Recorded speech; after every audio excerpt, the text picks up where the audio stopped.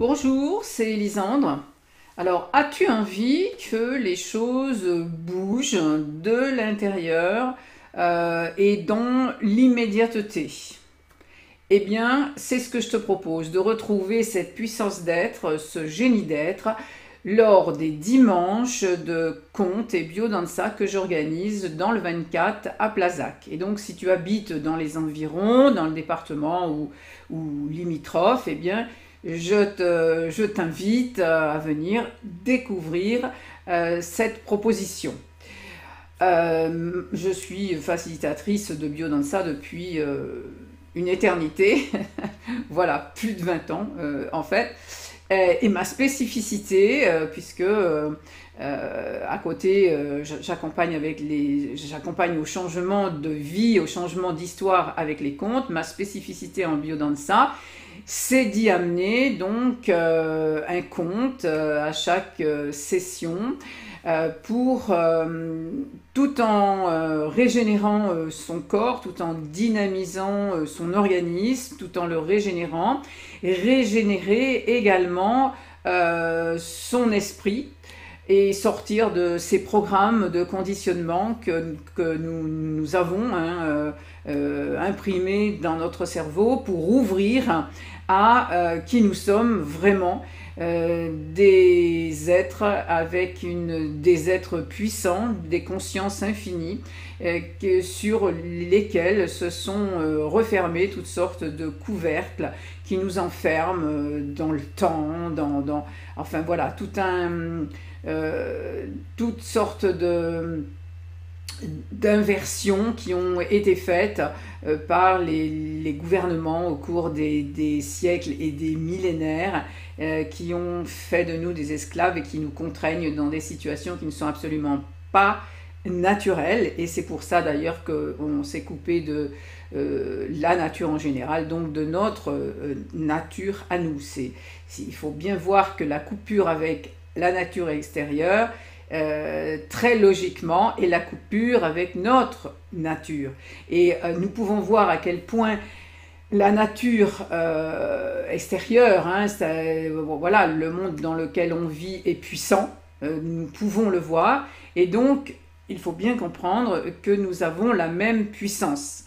Rien ne peut résister à la nature. On le voit bien quand il y a des phénomènes météorologiques, on voit bien la puissance de la Terre et que toutes les inventions humaines, technologiques, ne peuvent rien faire contre cela. Donc cette puissance, elle est aussi en nous, mais le peuple se l'est laissé prendre depuis très longtemps, et cette puissance, en fait, elle est aux mains d'une poignée de personnes, ou d'une poignée de familles sur Terre. Donc on voit bien qu'il y a des révoltes, on voit bien qu'il y a des révolutions, mais une révolution, c'est juste ça, une révolution, c'est faire le tour d'un cercle, c'est-à-dire c'est rester, aller à la périphérie, mais rester toujours enfermé dans la même chose. Donc ce qu'il nous faut, ce sont des révélations, c'est-à-dire révéler notre vraie puissance, parce que cette puissance-là, elle n'a pas besoin de se battre en quelque sorte, elle a juste besoin d'être, elle a besoin de se révéler. Voilà. Et donc, dans ces journées que je propose, c'est vraiment de retrouver cette puissance d'être, à la fois en l'expérimentant dans l'instant, de manière viventielle, immédiate, et de faire vraiment participer le mental à cette ouverture. Ne pas le mettre de côté comme on le fait très, très souvent, mettre le mental de côté. Et ben non, on continue en fait la dissociation entre des expériences physiques, on va dire, corporelles, et puis l'intellect. Mais non, l'intellect, il faut vraiment qu'il soit au courant, il faut vraiment faire confiance à notre intelligence, à notre capacité de régénération du mental. Et quand je dis il faut, bah oui, il faut, c'est nécessaire. On pourrait me dire, quelquefois on me dit oui, mais il faut, c'est mental. Et ben oui, il y a un moment donné où il faut faire des choses. Le matin, il faut se lever, le soir, il faut se coucher. Enfin, il y a des choses à faire. Donc, régénérer son mental, c'est aujourd'hui, je trouve, indispensable. Souvent, on voit passer sur Internet, par exemple, comment je dirais, des reportages ou n'importe, ou des articles ou qui disent que il faut justement aider les femmes, les hommes aussi d'ailleurs, je pense, du tiers-monde à s'instruire, à aller à l'école, etc. parce qu'ils n'ont, alors eux, souvent aucune information. On va dire, voilà, ils ne cultivent pas leur intellect. On dit ça, bon, mais nous, ok, on est un peu plus instruits, on est pratiquement tous allés à l'école, etc. Mais je crois que aujourd'hui, on a vraiment une autre instruction à recevoir, une connaissance ésotérique.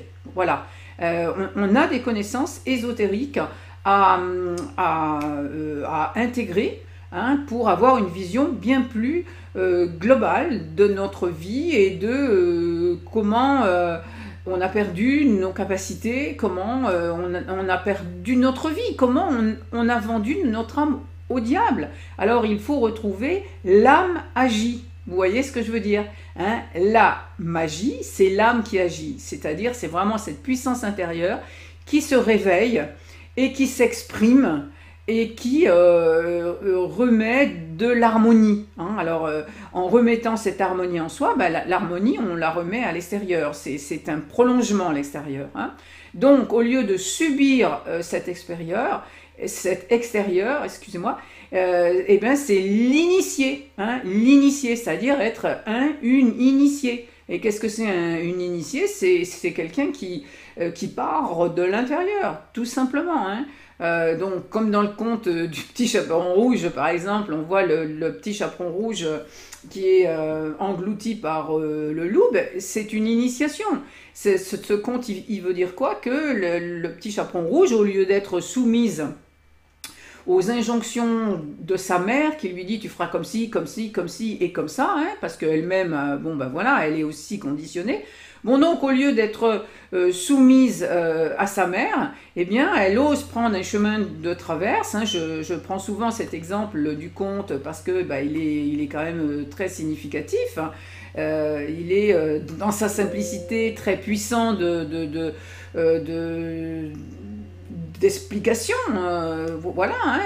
Et donc elle est avalée par le loup parce qu'en fait elle a voulu redécouvrir l'inconnu sauvage, qui est représenté par le bois, la forêt, alors avec bah, les fleurs, les papillons, etc.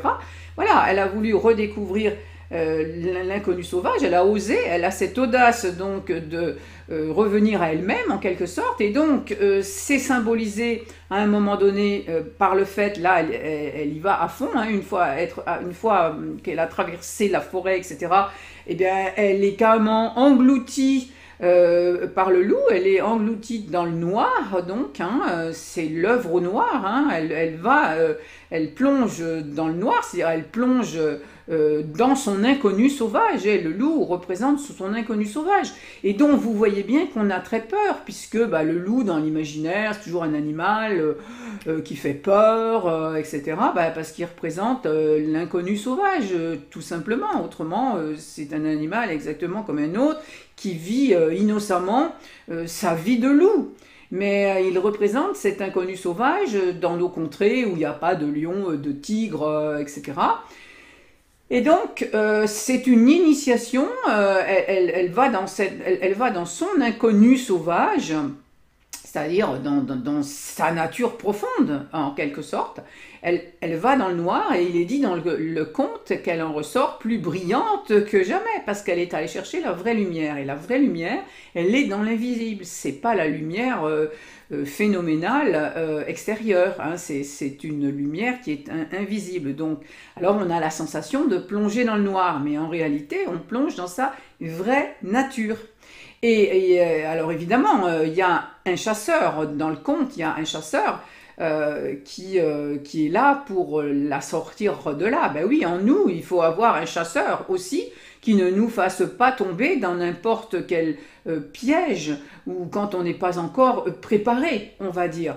Donc, par exemple, lors de ces journées, c'est justement aller s'initier en soi, hein, redécouvrir sa nature et eh bien avoir un chasseur, ça veut dire que vous n'êtes pas seul parce qu'il y a la matrice du groupe qui est là et qui représente d'ailleurs elle-même aussi donc une initiation.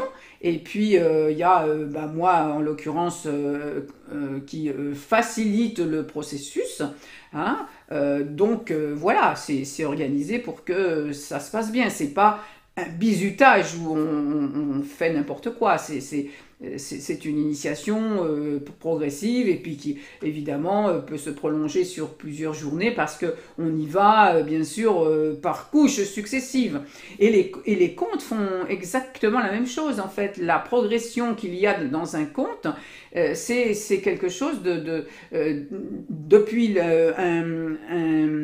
un début d'histoire où tout va mal jusqu'au happy end, eh bien il y a une progression hein, qui sont appelées des épreuves, mais qui sont tout simplement des preuves retrouvées de qui l'on est. Et je sais vraiment de quoi je parle parce que j'ai vécu voilà, toutes sortes d'initiations comme ça pour jusqu'à retrouver ma nature profonde.